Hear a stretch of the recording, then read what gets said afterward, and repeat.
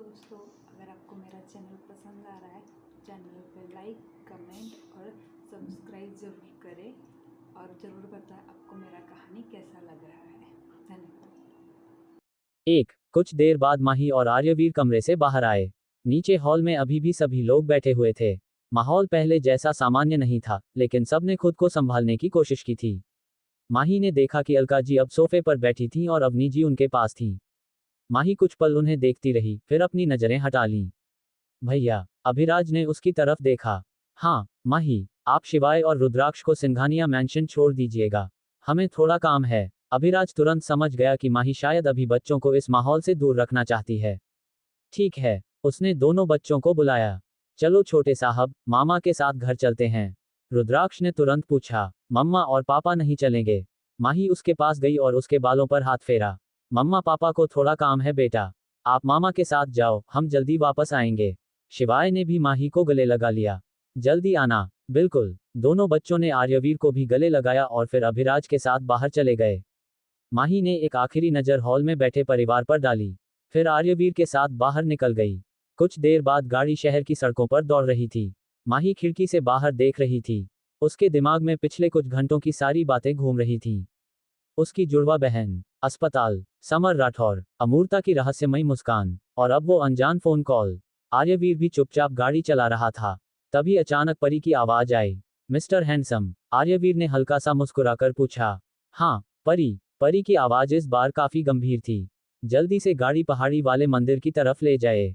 आर्यवीर ने तुरंत उसकी तरफ ध्यान दिया। क्यों? गुरुजी आए हैं। माही भी तुरंत चौकन्नी हो गई। गुरुजी? परी ने कहा। हाँ, और उन्होंने हमें बुलाया है। माही ने आर्यवीर की तरफ देखा। क्या उन्हें मेरी बहन के बारे में कुछ पता चला है? परी कुछ पल चुप रही, फिर बोली, मुझे नहीं पता, लेकिन उन्होंने खास तौर पर कहा है कि तुम्हें तुरंत वहां पहुंचना है। आर्यवीर ने बिना कोई सवाल किए गाड़ी का रास्ता बदल दिया। गाड़ी पहाड़ी मंदिर की ओर बढ़ने लगी। माही ने धीरे से पूछा, परी, तुम्हें कुछ महसूस हो रहा है? हाँ, क्या? परी की आवाज धीमी हो गई। माही, तुम्हारी शक्ति बेचैन है, जैसे वो किसी चीज को पहचानने की कोशिश कर रही हो। माही ने अपनी हथेली को देखा। उसकी उंगलियों के आसपास हल्की सी गर्माहट महसूस हुई। आर्यवीर ने भी उसे देख लिया। माही, तुम्हारे हाथ। माही ने अपनी हथेली खोली। एक पल के लिए वहां हल्की सुनहरी चमक दिखाई दी और फिर गायब हो गई। माही की आंखें फैल गईं। ये पहली बार हुआ है। परी तुरंत बोली, शायद गुरुजी ने इसी वजह से बुलाया है। आर्यवीर ने गाड़ी की रफ्तार थोड़ी बढ़ा दी। कुछ देर बाद पहाड़ी मंदिर दिखाई देने लगा। मंदिर के आसपास सामान्य से ज्यादा शांति थी। माही ने दूर से ही मंदिर की सीढ़ियों की तरफ देखा। वहां सफेद वस्त्रों में एक वृद्ध व्यक्ति खड़े थे। गुरुजी। जैसे ही गाड़ी मंदिर के पास रुकी, गुरुजी ने अपनी आंखें बंद कर लीं और उनके चेहरे पर एक गंभीर मुस्कान आई। आ गई तुम? माही गाड़ी से उतरते हुए ठिठक गई। गुरुजी, आपने मुझे क्यों बुलाया? गुरुजी ने सीधे उसकी आंखों में देखा। क्योंकि अब तुम्हारी शक्ति ने तुम्हें उस सच के करीब पहुंचा दिया है। वो कुछ पल रुके। गुरुजी ने कोई सीधा जवाब नहीं दिया, बस मंदिर के भीतर की ओर देखते हुए बोले, आज तुम्हें अपने अतीत का वो दरवाजा खोलना होगा, जिसे किसी ने जानबूझकर बंद कर दिया था। मंदिर के भीतर कदम रखते ही वातावरण अचानक बदल गया। बाहर की हल्की हवा के मुकाबले मंदिर के अंदर असामान्य शांति थी। गुरुजी आगे बढ़े और गर्भगृह से थोड़ी दूर एक खुले स्थान पर रुक गए। उन्होंने अपनी आंखें बंद की और कुछ मंत्रों का जाप शुरू किया। फिर अपनी उंगलियों से जमीन पर कुछ रेखाएं खींचीं। कुछ ही पलों में उनके चारों तरफ एक हल्की सुनहरी आभा वाला घेरा बन गया। माही और आर्यवीर एक दूसरे को देखने लगे। गुरुजी ने दोनों को उस घेरे के भीतर आने का इशारा किया। दोनों अंदर आ गए। आर्यवीर ने गंभीर आवाज में पूछा, गुरुजी, ऐसी क्या बात हो गई कि आपको खुद आश्रम छोड़कर यहाँ आना पड़ा? गुरुजी ने कुछ पल आंखें बंद रखीं, फिर धीरे धीरे बोले, जिस दिन से तुम तीनों ने उन काली शक्तियों को कैद किया था। उन्होंने माही की तरफ देखा। उसी दिन से मुझे डर था कि एक दिन वो समय वापस आएगा। आर्यवीर की भौहें सिकुड़ गईं। क्या हुआ है? गुरुजी की आवाज गंभीर हो गई। जिन जिन काली शक्तियों को तुम तीनों ने कैद किया था, उन्होंने जमीन पर अपनी उंगली से एक निशान बनाया। वो सब आजाद हो गई हैं। माही और आर्यवीर दोनों के चेहरे पर हैरानी छा गई।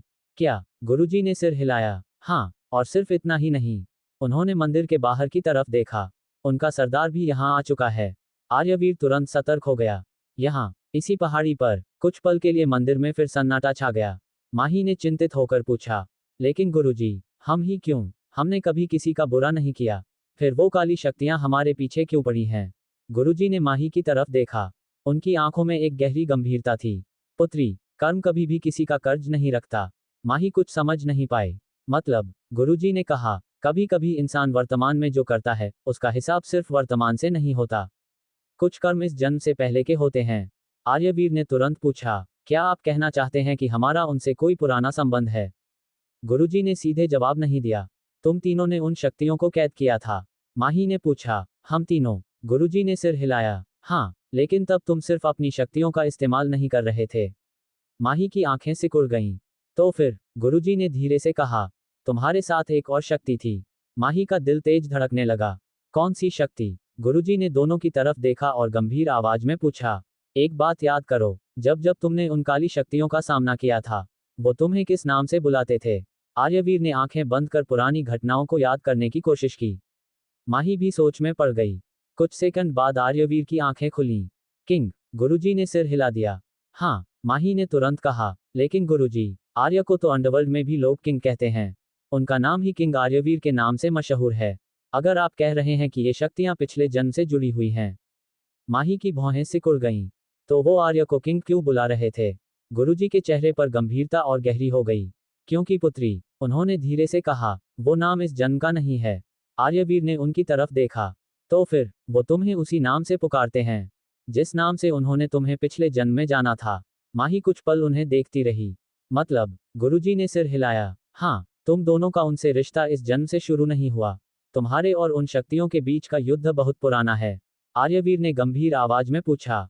और माही? गुरुजी ने माही की तरफ देखा। तुम भी उस कहानी का हिस्सा हो? माही के चेहरे पर हैरानी थी। मैं? गुरुजी ने आवाज आई, आगे की बात परी बताएगी। माही और आर्यवीर कुछ पल तक परी को हैरानी से देखते रहे। माही ने धीरे से पूछा, परी, तुम्हें पहले से सब पता था? परी ने सिर झुका लिया। हाँ। आर्यवीर की भौहें सिकुड़ गईं। तो तुमने हमें पहले क्यों नहीं बताया? परी कुछ बोल पाती उससे पहले गुरुजी ने कहा, वो चाहकर भी नहीं बता सकती थी। माही ने गुरुजी की तरफ देखा। क्यों? गुरुजी ने गंभीर आवाज में कहा, कुछ रहस्य समय से पहले खोल दिए जाएं तो उनका असर वर्तमान पर पड़ता है।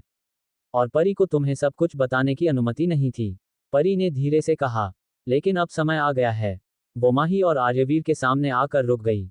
उसके चेहरे की शरारत पूरी तरह गायब थी। मिस्टर हैंडसम, आर्यवीर ने उसकी तरफ देखा, आप सालों पहले एक राजा थे। माही की आंखें फैल गईं। परी ने आगे कहा, और माही, आप उनकी रानी थीं। माही ने अविश्वास से आर्यवीर की तरफ देखा। हम, राजा और रानी? परी मुस्कुराए। हाँ, आपका राज्य बहुत खुशहाल था। प्रजा आप दोनों से बहुत प्यार करती थी। मिस्टर हैंडसम अपने राज्य के लिए बहुत न्यायप्रिय राजा थे। और माही? परी की नज़र माही पर गई। आप अपनी समझदारी और दयालु स्वभाव के लिए पूरे राज्य में प्रसिद्ध थीं। माही चुपचाप सुनती रही। लोग आपको सिर्फ रानी नहीं कहते थे, आपको अपनी माँ कहते थे। आर्यवीर के चेहरे पर अनजाने में एक हल्की मुस्कान आई। परी आगे बोली, आप दोनों के राज्य में किसी को भूखा नहीं सोना पड़ता था।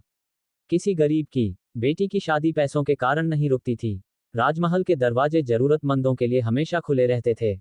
और शायद इसी वजह से, परी की आवाज अचानक गंभीर हो गई, आप दोनों के जीवन में एक दिन सबसे बड़ी खुशी आई। माही ने धीरे से पूछा, हमारी बेटी? परी ने सिर हिलाया। हाँ, आपकी एक बेटी हुई थी। आर्यवीर की आंखों में अजीब सी चमक आई। उसके जन्म के बाद पूरा राज्य खुशी से झूम उठा था। राजमहल में कई दिनों तक उत्सव हुआ। लोगों को मिठाइयां बांटी गईं। मंदिरों में पूजा हुई। आप दोनों अपनी बेटी को देखकर इतने खुश थे कि आपको लगता था जैसे पूरी दुनिया आपको मिल गई हो। माही ने अनजाने में अपने पेट पर हाथ रख लिया। परी ने उसे देखा, लेकिन कुछ नहीं कहा। फिर उसका चेहरा गंभीर हो गया। लेकिन, हर किसी को आपकी खुशी अच्छी नहीं लगी। मंदिर का वातावरण अचानक भारी हो गया। आर्यवीर ने पूछा, कौन था वो? परी ने कहा, एक बहुत बड़ा तांत्रिक। वो आपके राज्य में बाहर से आया था। शुरुआत में उसने खुद को साधु बताया। लोगों को लगा कि वो कोई महान तपस्वी है। लेकिन असल में, परी की आवाज धीमी हो गई, वो अंधेरी शक्तियों की साधना करता था। माही की आंखों में चिंता उतर आई। कैसी साधना? परी ने कहा, वो महिलाओं की बलि देता था। माही का चेहरा सफेद पड़ गया। क्या? हाँ, उसका मानना था कि निर्दोष औरतों की बलि से उसकी शक्ति कई गुना बढ़ सकती है। वो अलग अलग गांवों से महिलाओं को अगवा करवाता था, फिर उन्हें अपने तांत्रिक अनुष्ठानों में इस्तेमाल करता था। आर्यवीर की मुट्ठियां कस गईं, और किसी को उसके बारे में पता नहीं चला। बहुत कम लोगों को, परी ने कहा, क्योंकि वो अकेला नहीं था। उसके साथ कई तांत्रिक थे। उन्होंने लोगों के मन में डर पैदा कर रखा था। लेकिन एक दिन, परी ने आर्यवीर की तरफ देखा। मिस्टर हैंडसम को इसकी भनक लग गई। आर्यवीर ने पूछा। फिर आपने अपने सैनिकों को उसे पकड़ने के लिए भेजा, लेकिन वो साधारण तांत्रिक नहीं था। उसने अपनी शक्तियों से कई सैनिकों को रोक दिया। तब आप खुद उसके सामने गए। आर्यवीर की आंखों के सामने जैसे कोई धुंधली तस्वीर घूम गई। एक विशाल जंगल, चारों तरफ आग, काले वस्त्रों में खड़े लोग, और उसके सामने कोई भयानक शक्ति। उसने अचानक अपने सिर को पकड़ लिया। माही तुरंत उसके पास आए। आर्य, गुरुजी ने आंखें बंद कर मंत्र पढ़ना शुरू किया।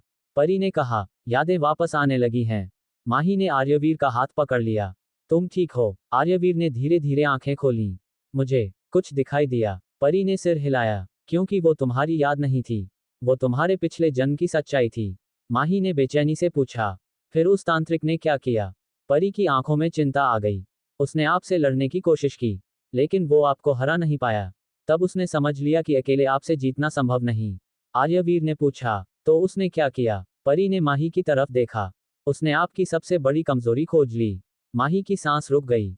क्या? परी ने धीमे से कहा, आपकी बेटी। परी की बात सुनते ही माही और आर्यवीर जैसे पत्थर के हो गए। माही ने अविश्वास से पूछा, उसने हमारी बेटी को उठा लिया था? परी ने धीरे से सिर हिलाया। हाँ, वो तांत्रिक जानता था कि आपकी बेटी साधारण बच्ची नहीं है। उसे लगता था कि अगर वो उसे अपने कब्जे में कर लेगा तो उसकी शक्तियां कई गुना बढ़ जाएंगी। आर्यवीर की मुट्ठियां कस गईं। उसने मेरी बेटी को छुआ कैसे? परी ने गंभीर स्वर में कहा, आपने उसे बचाने के लिए पूरा राज्य लगा दिया था। आपने पूरे राज्य में एक बहुत बड़ा हवन करवाया था। उस हवन की अग्नि और मंत्रों की शक्ति ने उस तांत्रिक और उसके साथ मौजूद काली शक्तियों को बहुत कमजोर कर दिया। लेकिन उस लड़ाई की कीमत भी बहुत बड़ी थी। माही ने धीरे से पूछा, क्या हुआ था? परी की आंखों में उदासी उतर आई। आप दोनों बहुत बुरी तरह घायल हुए थे। आपके सैनिक भी घायल हुए। लेकिन आपने हार नहीं मानी। कई दिनों तक चली उस लड़ाई के बाद आखिरकार आपने और माही ने मिलकर उस तांत्रिक को कैद कर लिया। आर्यवीर ने बेचैनी से पूछा, और हमारी बेटी? परी कुछ पल चुप रही। आप दोनों ने उसे बचाने की पूरी कोशिश की, लेकिन उसकी आवाज धीमी हो गई। आप दोनों अपनी बेटी को खो चुके थे। माही की आंखों से आंसू निकल पड़े। नहीं, परी ने उसकी तरफ देखा। लेकिन कहानी वहीं खत्म नहीं हुई थी। भगवान को आप दोनों पर दया आ गई थी। आपकी बेटी मरी नहीं थी।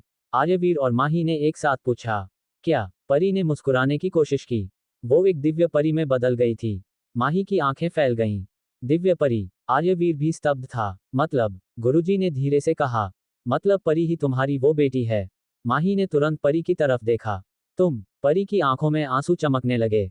हाँ, माँ। माही का दिल जैसे एक पल के लिए रुक गया।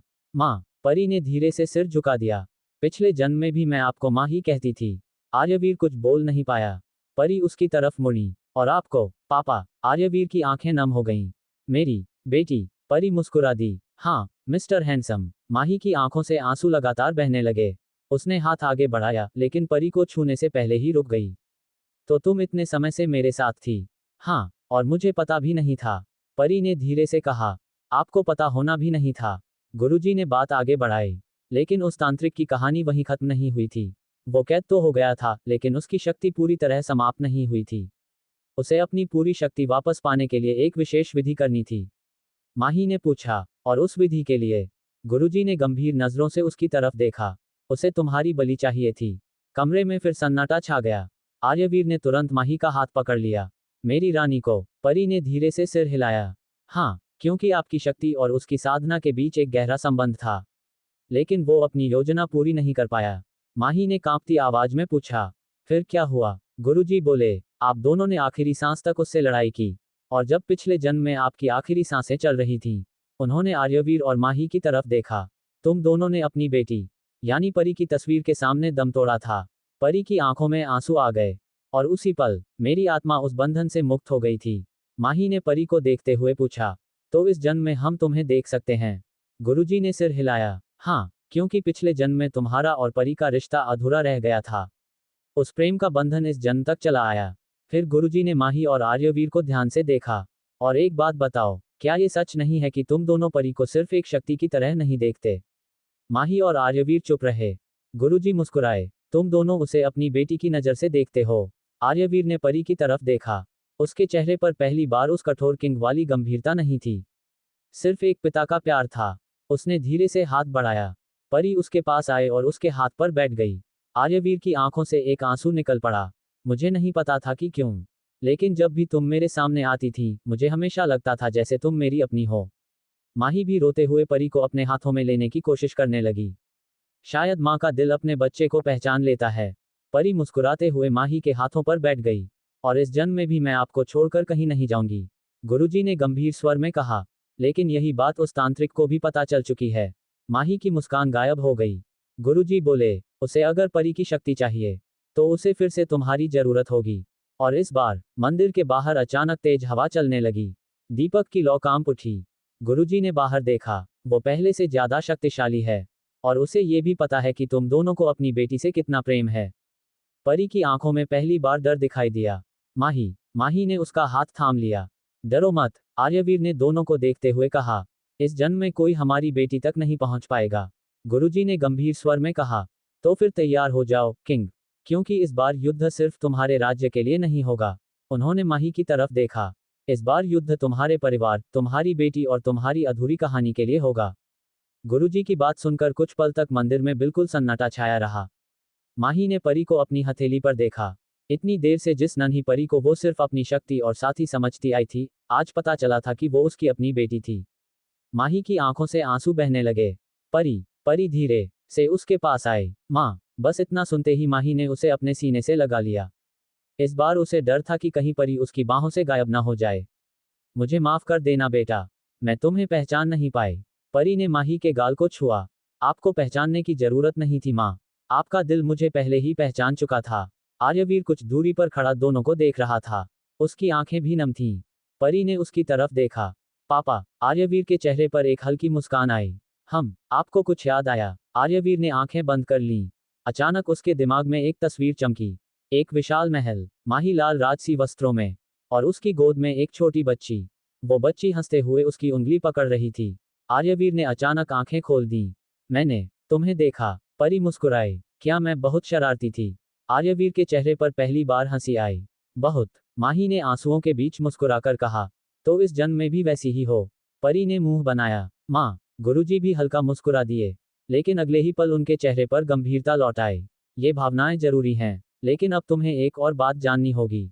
माही ने परी को अपनी हथेली पर बैठाते हुए पूछा। क्या? गुरुजी बोले, तुम्हारी जुड़वा बहन। माही का चेहरा तुरंत बदल गया। मेरी बहन? हाँ, उसका जन्म भी इस कहानी का हिस्सा है। आर्यवीर ने गंभीरता से पूछा। क्या वो सच में मर चुकी है? गुरुजी ने सीधे उत्तर नहीं दिया। जिसे दुनिया मृत समझती है, जरूरी नहीं कि उसकी आत्मा भी समाप्त हो गई हो। माही की धड़कन तेज हो गई। अचानक मंदिर के चारों तरफ काली धुंध फैलने लगी। कुछ ही पलों में इतनी घनी धुंध हो गई कि सामने खड़ा इंसान भी साफ दिखाई नहीं दे रहा था। मंदिर के दीपक एक एक करके बुझने लगे। गुरुजी ने तुरंत हाथ उठाया। सावधान, आर्यवीर ने माही को अपने पीछे कर लिया। माही, मेरे पीछे रहना। माही ने सिर हिलाया, लेकिन तभी उस काली धुंध के बीच एक तेज चमक दिखाई दी। पहले वो छोटी सी रोशनी थी, फिर अचानक वो इतनी तेज हो गई कि पूरा मंदिर सफेद प्रकाश से भर गया। आर्य, माही ने घबराकर उसका हाथ पकड़ लिया। नीचे झुको, गुरुजी ने तुरंत मंत्र पढ़ते हुए अपना हाथ आगे किया। धड़ाम, वो तेज रोशनी जैसे किसी अदृश्य दीवार से टकराकर रुक गई। गुरुजी के चारों तरफ बनी सुरक्षा रेखा चमक उठी। कोई भी इस घेरे से बाहर मत जाना, गुरुजी ने जोर से कहा। लेकिन उस शक्ति का दबाव इतना ज्यादा था कि जमीन तक कांपने लगी। आर्यवीर ने माही को संभालने की कोशिश की। तुम ठीक हो? माही ने सिर उठाया। हाँ, लेकिन अगले ही पल उसके पैरों के नीचे की जमीन जैसे घूम गई। आर्य, वो लड़खड़ा गई। आर्यवीर ने तुरंत उसे पकड़ लिया, लेकिन उसी वक्त आर्यवीर का संतुलन भी बिगड़ गया। वो एक घुटने के बल जमीन पर आ गया। किंग, गुरुजी ने चिंतित होकर उसकी तरफ देखा। माही ने उसे संभालते हुए पूछा। आर्य, तुम्हें क्या हुआ? आर्यवीर ने दांत भींचते हुए कहा। कुछ नहीं, बस ये शक्ति बहुत भारी है। परी उनके ऊपर मंडराने लगी। उसकी सुनहरी रोशनी काली धुंध से टकरा रही थी। माँ, माही ने ऊपर देखा। परी, आप दोनों को अपनी शक्ति से बचाना होगा। परी ने अपनी हथेलियां आगे की।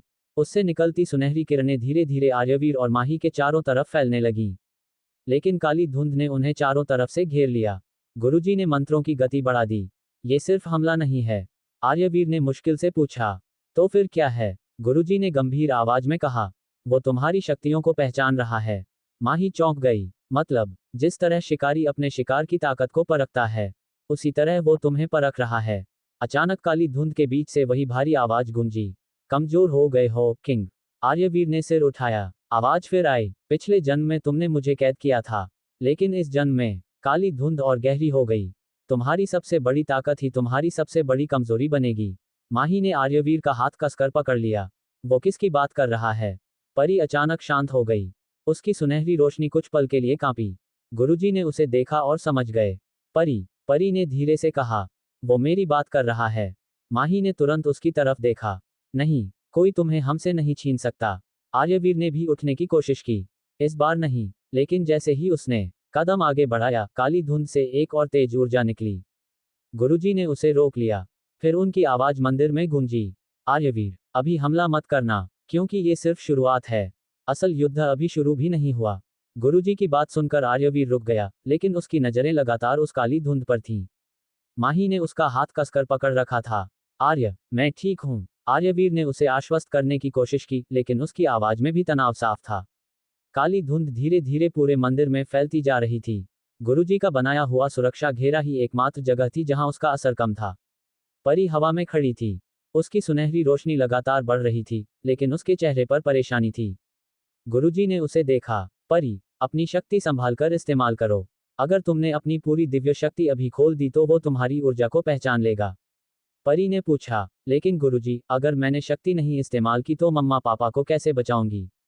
गुरुजी ने गंभीरता से कहा, युद्ध सिर्फ शक्ति से नहीं जीता जाता। कभी कभी अपनी शक्ति को छिपाना भी सबसे बड़ी शक्ति होती है। माही ने परी की तरफ देखा। तुम गुरुजी की बात मानो। लेकिन माँ, कुछ नहीं होगा मुझे। माही ने मुस्कुराने की कोशिश की। तुम्हारे पापा मेरे साथ हैं। आर्यवीर ने तुरंत कहा, और तुम दोनों मेरे साथ हो।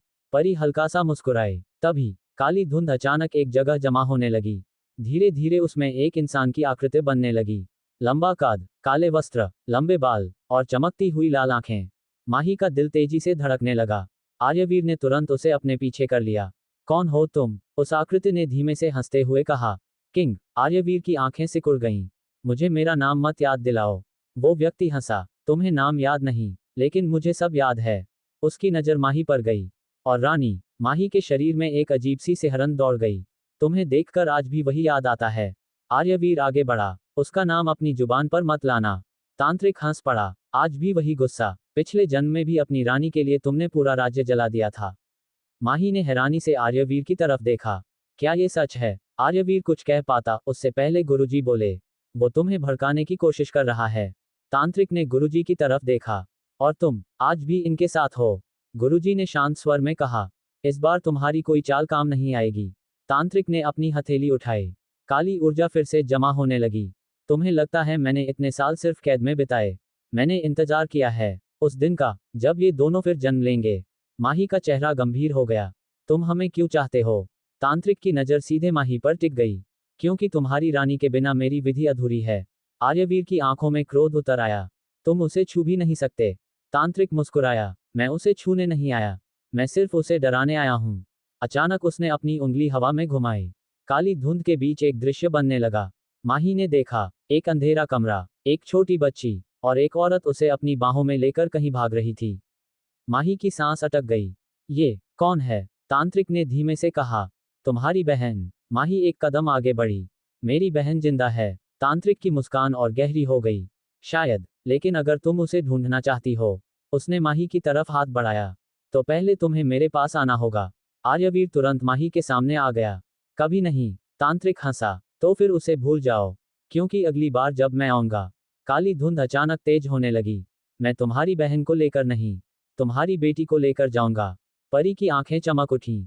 नहीं। उसके चारों तरफ सुनहरी रोशनी फैल गई। गुरुजी ने तुरंत आवाज लगाई। परी, अपनी शक्ति मत खोलो। लेकिन देर हो चुकी थी। मंदिर की छत तक सुनहरी रोशनी फैल गई। तांत्रिक ने ऊपर देखा और पहली बार उसके चेहरे पर हैरानी दिखाई दी। तो आखिर, वो धीमे से मुस्कुराया। तुम्हें अपनी असली पहचान याद आ ही गई। तांत्रिक की बात सुनते ही परी के चारों तरफ फैली सुनहरी रोशनी और तेज हो गई। माही ने घबराकर कहा, परी, अपनी शक्ति वापस लो। परी ने माही की तरफ देखा। माँ, मैं आपको कुछ नहीं होने दूंगी। गुरुजी ने तुरंत मंत्र पढ़ना शुरू किया। परी, अपनी भावनाओं को नियंत्रित करो। यही वो चाहता है। लेकिन तांत्रिक हंस रहा था। बिल्कुल वही भावना, यही तुम्हारी सबसे बड़ी कमजोरी है, दिव्य परी। आर्यवीर आगे बढ़ा। बस, उसकी आवाज इतनी भारी थी कि मंदिर की दीवारें तक गूंज उठीं। तुम्हें मेरी बेटी के बारे में कुछ कहने का अधिकार नहीं है। तांत्रिक ने उसकी तरफ देखा। बेटी, वो हंसा। तुम्हें सच में लगता है कि वो सिर्फ तुम्हारी बेटी है? आर्यवीर की आंखें सिकुड़ गईं। क्या मतलब? तांत्रिक कुछ कहता, उससे पहले गुरुजी ने अपना त्रिशूल जमीन पर दे मारा। धड़ाम, सुनहरी ऊर्जा का एक घेरा पूरे मंदिर में फैल गया। काली धुंध कुछ कदम पीछे हट गई। अब बहुत हुआ, गुरुजी की आवाज गूंज उठी। ये मंदिर तुम्हारी काली शक्ति के लिए नहीं है। तांत्रिक की आंखें लाल हो गईं। तुम मुझे रोक नहीं सकते। मैं नहीं। गुरुजी ने आर्यवीर और माही की तरफ देखा। लेकिन ये दोनों रोकेंगे। आर्यवीर ने माही का हाथ पकड़ लिया। माही, तैयार हो। माही ने उसकी तरफ देखा। उसकी आंखों में डर था, लेकिन इस बार डर के साथ दृढ़ता भी थी। हाँ। दोनों ने एक साथ अपनी हथेलियां आगे की। आर्यवीर की हथेली से गहरी नीली रोशनी निकली। माही की हथेली से सुनहरी रोशनी। दोनों शक्तियां आपस में मिलकर एक बड़ी ऊर्जा में बदल गईं। तांत्रिक पहली बार पीछे हटा। नहीं, ये संभव नहीं है। परी मुस्कुराए। आप भूल गए, ये वही किंग और रानी है जिन्होंने तुम्हें पहले भी हराया था। तांत्रिक ने गुस्से में हाथ उठाया। काली ऊर्जा बिजली की तरह उनकी तरफ बढ़ी। लेकिन आर्यवीर और माही की संयुक्त शक्ति ने उसे बीच रास्ते में ही रोक दिया। मंदिर पूरी तरह ऊर्जा से कांप उठा। गुरुजी चिल्लाए, माही, आर्यवीर, एक साथ। दोनों ने पूरी शक्ति लगा दी। धड़ाम, काली ऊर्जा पीछे की तरफ उछल गई। तांत्रिक की आकृति धुंधली होने लगी। लेकिन जाने से पहले उसने माही की तरफ देखा। तुम सोच रही हो कि तुमने मुझे रोक दिया? वो हंसा। तुम्हें क्या लगता है, मैं तुम्हारी बहन को यूं ही छोड़ दूंगा? माही का चेहरा बदल गया। मेरी बहन कहाँ है? तांत्रिक मुस्कुराया। जहां से तुम्हें उसकी आवाज सुनाई नहीं दे सकती। लेकिन जल्द ही वो खुद तुम्हें ढूंढेगी। माही एक कदम आगे बढ़ी। रुको, लेकिन अगले ही पल काली धुंध हवा में घुल गई। मंदिर फिर से शांत हो गया। कुछ पल तक कोई कुछ नहीं बोला। परी धीरे धीरे नीचे आई। माही ने उसे तुरंत अपनी बाहों में ले लिया। तुम ठीक हो? हाँ माँ। आर्यवीर ने दोनों को देखा। फिर गुरुजी की तरफ मुड़ा। वो हमें धमकाकर क्यों गया? गुरुजी गंभीर थे, क्योंकि वो जानता है कि अभी उसके पास पूरी शक्ति नहीं है। लेकिन उसकी सबसे बड़ी ताकत अब हमारे सामने आ चुकी है। आर्यवीर ने पूछा, क्या? गुरुजी ने कहा, तुम्हारी बहन। माही की आंखों में फिर वही सवाल था। गुरुजी, मेरी बहन सच में जिंदा है? गुरुजी ने कुछ पल चुप रहकर कहा, अब हमें उसे ढूंढना होगा। लेकिन उससे पहले, उन्होंने मंदिर के एक कोने की तरफ देखा। हमें ये पता लगाना होगा कि 28 साल पहले उसे किसने बचाया था। माही ने हैरानी से पूछा, पुलिस की रिपोर्ट में तो लिखा था कि बाढ़ में उसके पालक माता पिता की मौत हो गई। गुरुजी ने धीरे से कहा, रिपोर्ट में यह भी लिखा होगा कि बच्ची के बारे में कोई जानकारी नहीं मिली। चलो फिर पता लगाते हैं। वो सब मंदिर से बाहर निकलने ही वाले थे कि अचानक चारों तरफ की हवा बदल गई। पेड़ों की शाखाएं तेजी से हिलने लगीं। मंदिर की घंटियां अपने आप बज उठीं। टन टन टन। माही ने तुरंत रुककर चारों तरफ देखा। आर्यवीर ने उसका हाथ पकड़ लिया। पीछे रहो। तभी काली धुंध के बीच से एक के बाद एक कई डरावनी आकृतियां निकलने लगीं। दर्जनों, फिर सैकड़ों। पूरा पहाड़ी रास्ता काली शक्तियों से भर गया। उनकी लाल आंखें अंधेरे में चमक रही थीं। एक काली शक्ति आगे बढ़ी और गुर्राते हुए बोली, किंग, याद है, तुमने हमें कैद किया था। उसकी आवाज के साथ बाकी सभी शक्तियां जोर से हंसने लगीं। अब देखो, हम तुम्हारे साथ क्या करते हैं। अगले ही पल, शश। सैकड़ों काली शक्तियां एक साथ उनकी तरफ टूट पड़ीं। सब पीछे हटो। गुरुजी गरजे। आर्यवीर ने अपनी हथेली आगे की। अचानक नीली ऊर्जा उसके हाथ में जमा होने लगी। छनन, एक चमकदार तलवार उसके हाथ में प्रकट हुई। उसकी आंखों में वही पुराना किंग वाला रूप उतर आया। आज फिर, अपनी मौत के लिए आए हो। पहली काली शक्ति आर्यवीर पर झपटी। आर्यवीर ने तलवार घुमाई। छिन्नाक, काली शक्ति पीछे जा गिरी। लेकिन उसी समय दूसरी शक्ति पीछे से उस पर हमला करने आई। आर्यवीर नीचे झुका। हमला उसके सिर के ऊपर से निकल गया। वो घूमकर तलवार चलाता है। स्विशिश, एक और शक्ति धुएं में बदल गई। लेकिन सामने से 5 शक्तियां एक साथ उस पर टूट पड़ीं। आर्यवीर ने तलवार जमीन पर मारी। धड़ाम, नीली ऊर्जा का घेरा चारों तरफ फैल गया। पांचों शक्तियां पीछे उछल गईं। एक साथ आओ। आर्यवीर गरजा, मैं अकेला ही काफी हूं। दूसरी तरफ गुरुजी ने अपना त्रिशूल उठा लिया। ओम त्रयंबकम यजामहे। उनके चारों तरफ सुनहरी आभा फैलने लगी। एक काली शक्ति उन पर झपटी। गुरुजी ने त्रिशूल घुमाया। धड़ाम, वो शक्ति कई मीटर दूर जा गिरी। दूसरी ने पीछे से हमला किया। गुरुजी बिना पीछे देखे घूमे और त्रिशूल उसके सीने के सामने रोक दिया। अंधकार कितना भी गहरा हो, धर्म की अग्नि के सामने टिक नहीं सकता। त्रिशूल से तेज प्रकाश निकला। काली शक्ति चीखते हुए पीछे हट गई। इधर परी हवा में उठ गई। उसके चारों तरफ सुनहरी रोशनी का घेरा बन गया। उसने दोनों हाथ आगे किए। फूस, सैकड़ों सुनहरी किरणें निकलकर काली शक्तियों से टकराईं। मेरे परिवार को हाथ मत लगाना। कई काली शक्तियां हवा में ही रुक गईं। लेकिन अचानक एक बेहद शक्तिशाली काली शक्ति परी के पीछे आ गई। छोटी परी, उसने हाथ उठाया। माही चिल्लाए, परी। परी पलटती, उससे पहले माही ने अपनी हथेली आगे की। उसकी शक्ति से एक लंबी चमकती हुई चाबुक जैसी तलवार बाहर निकली। स्विशिश, माही ने उसे हवा में घुमाया। वो ऊर्जा की तलवार सीधी उस काली शक्ति से टकराए। धड़ाम, काली शक्ति पीछे जा गिरी। माही ने तलवार को फिर घुमाया। स्विशिश, स्विशिश, एक के बाद एक कई शक्तियां उससे दूर जा गिरीं। आर्यवीर ने उसे देखा। माही, बाएं। माही तुरंत घूमी। 3 शक्तियां उसकी तरफ आ रही थीं। उसने चाबुक जैसी तलवार हवा में घुमाई। 1, 2, 3, तीनों काली शक्तियां पीछे जा गिरीं। थैंक यू, आर्यवीर मुस्कुराया। हमेशा। लेकिन तभी एक बेहद शक्तिशाली हमला आर्यवीर की पीठ की तरफ आया। माही ने देख लिया। आर्य, उसने तुरंत अपनी ऊर्जा की तलवार उसके सामने फेंकी। हमला तलवार से टकराया। धाम, माही कई कदम पीछे जा गिरी। माही, आर्यवीर उसकी तरफ दौड़ा। मैं ठीक हूं। माही उठने की कोशिश करने लगी, लेकिन उसके माथे से खून की एक पतली धार निकल रही थी। आर्यवीर की आंखें लाल हो गईं। अब तुम लोगों ने गलती कर दी। उसने अपनी तलवार दोनों हाथों से पकड़ ली। उसकी पूरी शक्ति अचानक जाग उठी। नीली ऊर्जा उसके चारों तरफ फैल गई। काली शक्तियां कुछ कदम पीछे हट गईं। ये वही शक्ति है, एक काली शक्ति डरते हुए बोली। किंग की असली शक्ति। आर्यवीर ने तलवार उठाए। अब याद दिलाता हूं कि तुमने मुझे किंग क्यों कहा था। वो बिजली की गति से आगे बढ़ा। छिन्नाक, एक शक्ति। धड़ाम, दूसरी। स्विशिश, तीसरी। लेकिन उनकी संख्या खत्म नहीं हो रही थी। जितनी शक्तियां गिरती, काली धुंध से उतनी ही नई शक्तियां निकल आती। गुरुजी भी अब घायल हो चुके थे। उनके कंधे पर गहरी चोट थी। परी की रोशनी कमजोर पड़ रही थी। माही की सांसें तेज हो रही थीं। आर्यवीर के हाथ से खून बह रहा था। फिर भी कोई पीछे नहीं हटा। गुरुजी ने चिल्लाकर कहा, आर्यवीर, हमें इनकी संख्या नहीं कम करनी। इनकी शक्ति का स्रोत खोजो। आर्यवीर ने चारों तरफ देखा। काली शक्तियां एक ही दिशा से आ रही थीं। पहाड़ के पीछे मौजूद एक काले पत्थर से काली ऊर्जा निकल रही थी। आर्यवीर समझ गया। वो रहा। माही ने पूछा, क्या इनकी शक्ति का स्रोत? आर्यवीर ने तलवार कसकर पकड़ी। अगर इसे तोड़ दिया, गुरुजी ने कहा, तो ये सब कमजोर हो जाएंगी। लेकिन तभी उन सभी काली शक्तियों के पीछे एक विशाल काली आकृति दिखाई दी। लाल आंखें, हाथ में काला त्रिशूल, और चेहरे पर भयानक मुस्कान। वही तांत्रिक। उसने धीमे से कहा, बहुत अच्छे, किंग, तुमने मेरी सेना पहचान ली। लेकिन क्या तुम ये भी पहचान पाए? उसने अपना हाथ उठाया। काली ऊर्जा सीधे माही की तरफ दौड़ी। कि असली निशाना कौन है? काली ऊर्जा बिजली की रफ्तार से माही की तरफ बढ़ी। माही, आर्यवीर ने बिना एक पल गंवाए उसके सामने छलांग लगा दी। उसकी नीली तलवार और काली ऊर्जा आपस में टकराए। धाम, पूरी पहाड़ी जैसे कांप उठी। आर्यवीर कई कदम पीछे खिसक गया, लेकिन उसने हमला रोक लिया। माही ने उसका हाथ पकड़ लिया। आर्य, मैं ठीक हूं, आर्यवीर ने तलवार उठाते हुए कहा। तुम बस मेरे पीछे रहो। तांत्रिक जोर से हंसा। अब भी वही गलती कर रहे हो, किंग। हर जन्म में अपनी रानी को बचाने के लिए खुद ढाल बन जाते हो। आर्यवीर की आंखें गुस्से से चमक उठीं। और हर जन्म में तुम यही भूल जाते हो कि मेरी रानी खुद भी लड़ना जानती है। माही ने अपनी चाबुक जैसी तलवार घुमाई।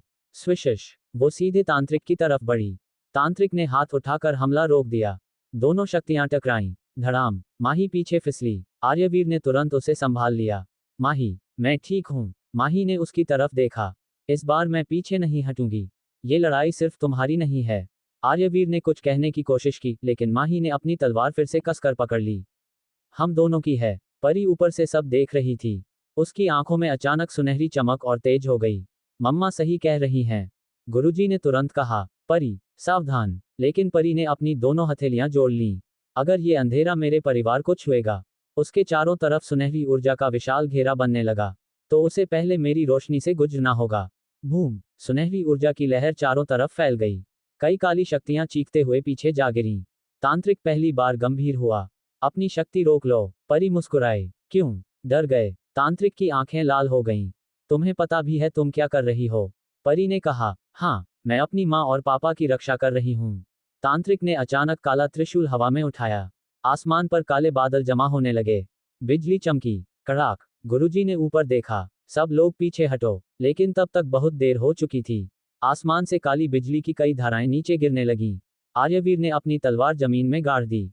एक विशाल नीला सुरक्षा कवच बन गया। माही ने अपनी शक्ति उससे जोड़ दी। परी ने भी अपनी रोशनी उस कवच में मिला दी। तीनों शक्तियां एक हो गईं। काली बिजली कवच से टकराती रही। धड़ाम, धड़ाम, धड़ाम, मंदिर की जमीन में दरारें पड़ने लगीं। गुरुजी मंत्र पढ़ते हुए बोले, बस कुछ और पल। आर्यवीर ने दांत भींच लिए। माही, अपनी शक्ति मत छोड़ना। मैं नहीं छोड़ूंगी। परी, मैं भी नहीं। तीनों ने पूरी शक्ति लगा दी। और अचानक एक जोरदार विस्फोट हुआ। काली बिजली आसमान में ही टूट गई। तांत्रिक पीछे जा गिरा। उसके चेहरे पर गुस्सा साफ दिखाई दे रहा था। लेकिन तभी उसने धीरे धीरे मुस्कुराना शुरू किया। माही ने उसे देखा। ये मुस्कुरा क्यों रहा है? गुरुजी का चेहरा अचानक गंभीर हो गया। क्योंकि उसका असली उद्देश्य लड़ाई करना नहीं था। आर्यवीर ने पूछा, तो फिर? गुरुजी ने चारों तरफ देखा। काली शक्तियां धीरे धीरे गायब हो रही थीं। वो हमें यहाँ रोककर किसी और जगह अपनी विधि पूरी कर रहा था। माही का चेहरा सफेद पड़ गया। कहाँ? तांत्रिक की आवाज दूर से गूंजी। बहुत देर हो चुकी है, रानी। तुम्हें बचाने में व्यस्त रहते हुए तुम भूल गए कि तुम्हारी जुड़वा बहन कहाँ है। माही की आंखें फैल गईं। नहीं। तांत्रिक की हंसी पहाड़ों में गूंजने लगी। अब अगली मुलाकात तुम्हारी बहन से होगी। लेकिन इस बार वो तुम्हारे सामने तुम्हारी दुश्मन बनकर खड़ी होगी। सब कुछ अचानक शांत हो गया। कुछ क्षण पहले जहां चारों तरफ काली शक्तियों का शोर था, वहां अब सिर्फ मंदिर की घंटी की धीमी आवाज सुनाई दे रही थी। परी की सुनहरी चमक लगभग खत्म हो चुकी थी। वह हवा में टिक भी नहीं पा रही थी और धीरे धीरे नीचे आने लगी। परी, माही ने तुरंत हाथ बढ़ाकर उसे संभाल लिया। माँ, मैं ठीक हूँ। लेकिन उसकी आवाज बहुत कमजोर थी। माही खुद भी थककर जमीन पर बैठ गई। उसके हाथों में चोट थी और माथे से खून बह रहा था। आर्यवीर ने उसे संभालते हुए कहा, बस, अब तुम और शक्ति इस्तेमाल मत करना। तभी सर्र पीछे से काली धुंध फिर से हिलने लगी। आर्यवीर तुरंत खड़ा हो गया। उसकी तलवार अभी भी उसके हाथ में थी। कौन है? काली धुंध के बीच दो परछाइयां दिखाई दीं। धीरे धीरे वो दोनों आगे आए। माही की नजर जैसे ही उनके चेहरे पर पड़ी, उसकी आंखों में गुस्सा भर गया। अमूर्ता जी और समर राठौर। लेकिन सबसे डरावनी बात यह थी कि दोनों सीधे उस विशाल काली परछाई के सामने जाकर खड़े हो गए। और दोनों ने हाथ जोड़ दिए। माही और आर्यवीर एक दूसरे को देखने लगे। माही का चेहरा गुस्से से लाल हो गया। आप दोनों? अमूर्ता जी ने पलटकर माही को देखा और हल्की सी मुस्कान दी। क्या हुआ, माही बेटी? हमें यहाँ देखकर हैरान हो? माही की मुट्ठियां कस गईं। आपने ऐसा क्यों किया? अमूर्ता जी धीरे धीरे उसकी तरफ बढ़ीं। क्योंकि हमें शक्ति चाहिए थी। और शक्ति पाने के लिए हमें बलि चाहिए थी। माही की आंखों में अविश्वास था। बलि? समर जी ने बीच में कहा। हाँ, एक दिव्य बच्चे की बलि। माही के चेहरे का रंग उड़ गया। अमूर्ता जी ने ठंडी आवाज में कहा, जब तुम्हारी माँ अलका प्रेग्नेंट हुई थी, तब उन्हें बच्चा नहीं चाहिए था। मैंने ही उन्हें अपनी झूठी भावनाओं और नकली आंसुओं से बच्चा पैदा करने के लिए तैयार किया। आर्यवीर की आंखों में गुस्सा भड़क उठा। तुमने ऐसा क्यों किया? अमूर्ता जी हंसी। क्योंकि समर को पहले से पता था कि अलका की कोख में पल रहा बच्चा साधारण नहीं है। समर जी ने कहा, हमें पता था कि उस बच्चे में दिव्य शक्ति होगी। लेकिन जन्म के समय हमें पता चला। वो रुक गए। माही की धड़कन तेज हो गई। क्या? अमूर्ता जी ने उसकी आंखों में देखते हुए कहा। एक नहीं, दो बच्चे थे। माही की आंखों से आंसू निकल आए। मेरी बहन? हाँ, अमूर्ता जी ने कहा, दो बच्चियां। और उसी वक्त मैंने अपनी नौकरानी को इशारा किया कि एक बच्ची को अस्पताल से गायब करवा दे। आर्यवीर का चेहरा कठोर हो गया।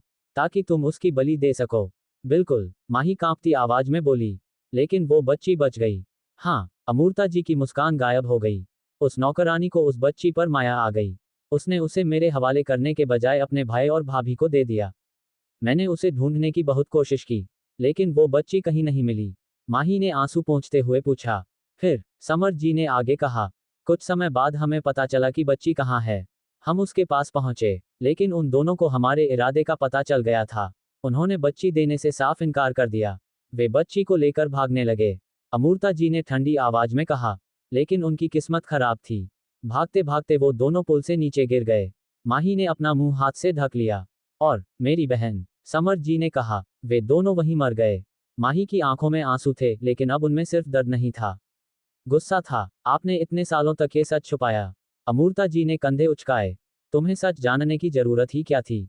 आर्यवीर आगे बढ़ा। बस। उसकी आवाज इतनी भारी थी कि अमूर्ता जी भी एक पल के लिए चुप हो गईं। तुमने एक मासूम बच्ची की जिंदगी बर्बाद की। और अब मेरी पत्नी और मेरी बेटी की बलि लेने की बात कर रही हो। समर जी ने डरते हुए काली परछाई की तरफ देखा। हमने अपनी मर्जी से नहीं किया। हमें इनसे डर था। माही ने घृणा से कहा। डर? तो फिर इतने सालों से दूसरों की जिंदगी बर्बाद करते रहे। अमूर्ता जी ने फिर काली परछाई की तरफ देखा। हमें अभी पता चला है कि तुम्हारी बहन की आत्मा अभी भी इनके कब्जे में है। माही का दिल जैसे रुक गया। क्या? आर्यवीर ने तलवार कसकर पकड़ ली। उसे छोड़ दो। काली परछाई ने उसकी तरफ देखा। किंग, तुम अभी भी आदेश दे रहे हो? इस बार तुम्हारे आदेश नहीं चलेंगे। अमूर्ता जी ने माही की तरफ इशारा किया। तुम्हारी और तुम्हारी बहन की आत्मा की बलि देनी होगी, तभी हमारी शक्ति पूरी होगी। माही धीरे धीरे खड़ी हुई। उसका शरीर कमजोर था, लेकिन आंखों में अब कोई डर नहीं था। तो यही तुम्हारा असली मकसद था? अमूर्ता जी मुस्कुराईं। हाँ, इसलिए अब अच्छी बच्ची की तरह हमारी बात मानो। हमारे साथ चलो। माही ने कुछ पल उन्हें देखा। फिर उसने अपने आंसू पोंछे। आपने मुझे जिंदगी भर बेटी नहीं माना, मेरी बहन को मुझसे छीन लिया, और अब मेरी आत्मा भी चाहिए। अमूर्ता जी बोलीं, हमें भावनाओं से कोई मतलब नहीं। माही की आंखें लाल हो गईं। तो फिर सुन लीजिए। उसने आर्यवीर की तरफ देखा। आर्यवीर उसके पास आकर खड़ा हो गया। परी भी धीरे धीरे अपनी शक्ति जुटाने लगी। माही ने चाबुक जैसी अपनी ऊर्जा तलवार फिर से हाथ में बुला ली। शशशिंग। उसकी आंखों में दृढ़ता थी। मैं अपनी बहन की आत्मा को भी बचाऊंगी, अपनी बेटी को भी, और तुम्हारी ये विधि भी पूरी नहीं होने दूंगी। आर्यवीर ने तलवार उठाई, और इस बार उसकी नजर सीधे समर और अमूर्ता पर थी। किसी मासूम की बलि नहीं होगी। काली परछाई जोर से हंसी। तो आओ किंग, देखते हैं इस जन्म में कौन जीतता है। और अगले ही पल काली धुंध फिर से चारों तरफ फैलने लगी। दूसरी तरफ सिंघानिया मैंशन में माहौल बिल्कुल शांत था। हॉल में आशुतोष जी हमेशा की तरह सोफे पर बैठे अखबार पढ़ रहे थे। उनके चेहरे पर वही गंभीरता थी, लेकिन उनकी नजरें बार बार अखबार से उठकर सामने खड़े अधीरा पर जा रही थीं। अधीरा पिछले कई मिनटों से बेचैनी में इधर उधर टहल रहा था। कभी फोन देखता, कभी बाहर की तरफ देखता, फिर वापस फोन की स्क्रीन देखने लगता। आखिरकार आशुतोष जी ने अखबार नीचे कर दिया। क्या बात है अधीरा बेटा? अधीरा तुरंत रुक गया। सर, आशुतोष जी ने उसे ध्यान से देखा। कब से परेशान हो, बताओ तो सही। अधीरा ने गहरी सांस ली। सर, कैसे बताऊं? बात आर्यवीर सर की है। आशुतोष जी का चेहरा तुरंत गंभीर हो गया। क्या हुआ आर्य को? अधीरा कुछ पल चुप रहा, फिर बोला, सर, आर्यवीर सर मुसीबत में हैं। कैसी मुसीबत? सर, अधीरा की आवाज धीमी हो गई। कुछ काली शक्तियों ने उन पर हमला किया है। आशुतोष जी ने अखबार पूरी तरह मोड़कर टेबल पर रख दिया। काली शक्ति? जी सर, तुम्हें ये सब कैसे पता? अधीरा कुछ पल चुप रहा,